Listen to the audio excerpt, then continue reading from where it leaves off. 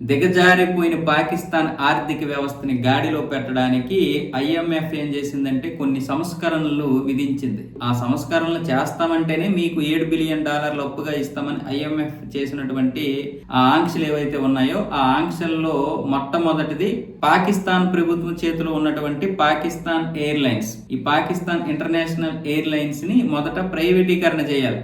మీరు అది ప్రైవేటీకరణ చేయకపోతే మీకు ఎప్పటికీ లాభాలు రావు, ప్రైవేటీకరణ చేయండి అని ఐఎంఎఫ్ అంటే చాలా మంది బిడ్డర్లు వస్తారేమో అనుకుంది, కానీ ఎవరూ రాలేదు. చివరికి 6-7 వస్తే అందులో 4 ఫైనలైజ్ చేశారు. అందులో ఫౌజీ ఫెర్టిలైజర్ అనే ఒక కంపెనీ ఉంది. ఈ ఫౌజీ ఫెర్టిలైజర్ అనే కంపెనీ ఆసిమ్ మునీర్, ఇందులో వీడిది కూడా వాటా ఉంది.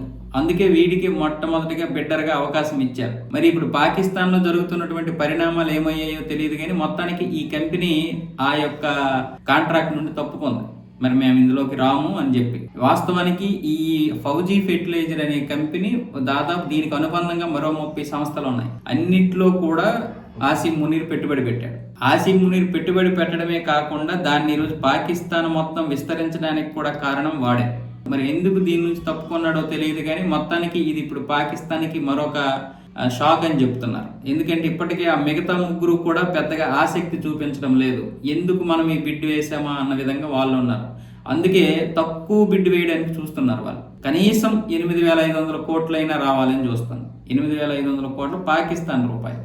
కానీ వీళ్ళు ఇంకా 6,000 కోట్లు 5,000 కోట్లలోనే ఉన్నారు. అంటే ఆ బిడ్ నుంచి తప్పించుకుందాము అని ప్రభుత్వం రమ్మని చెప్పింది, కానీ ఇది మళ్ళీ ఒకవేళ ప్రైవేటీకరణ అయినా అక్కడ మొత్తం ప్రభుత్వ అధీనంలోనే ఉండాలి. వాళ్ళు ఏదైనా ఒక నిర్ణయం తీసుకుంటే ప్రభుత్వం మళ్ళీ ఒప్పుకోదు. ఎందుకంటే అక్కడ అంత నియంత పరిపాలన, భయపెడతారు. అవసరమైతే గన్నలు పట్టుకుని వచ్చి కాల్చి పెడేస్తారు.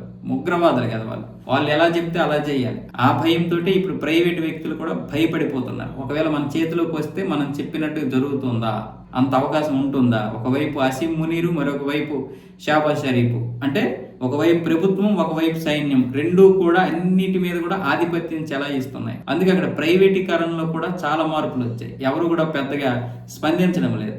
అంతెందుకు, మైక్రోసాఫ్ట్ కూడా తన కంపెనీని అక్కడి నుండి తీసేసిందంటే అర్థం చేసుకోండి. అసలు పాకిస్తాన్లో మైక్రోసాఫ్ట్ ఉంటుందనే మనం ఊహించము. అయినా సరే ధైర్యం చేసి 2004లోనే ఎప్పుడు పెట్టారు ఆ కంపెనీని. అయినా సరే దాన్ని కూడా కాపాడుకోలేక, సాఫ్ట్వేర్ కంపెనీలో ఎవడైనా మామూలు అడుగుతాడా? కొంచెం బుద్ధి బుర్ర ఉండాలి. వాళ్ళు అక్కడ ఎందుకు పెట్టారంటే బిల్ గేట్స్ అక్కడ ఉన్నటువంటి పాకిస్తాన్ పేద ప్రజలకి ఆ వచ్చినటువంటి లాభాలతో చదువు చెప్పించాలి, వాళ్ళకి కూడా స్కూల్ కట్టించాలి అనే ఉద్దేశంతో అక్కడ పెడితే, అక్కడ కొన్ని వీళ్ళ స్కూల్ కడితే దాన్ని మదర్సాలు చేయడానికి ప్లాన్ చేశారు వాళ్ళు. మీరు ఇంకా మారరు, మిమ్మల్ని ఎవడు మార్చడు అని ఈ సంవత్సరం దాన్ని కూడా తీసేశారు.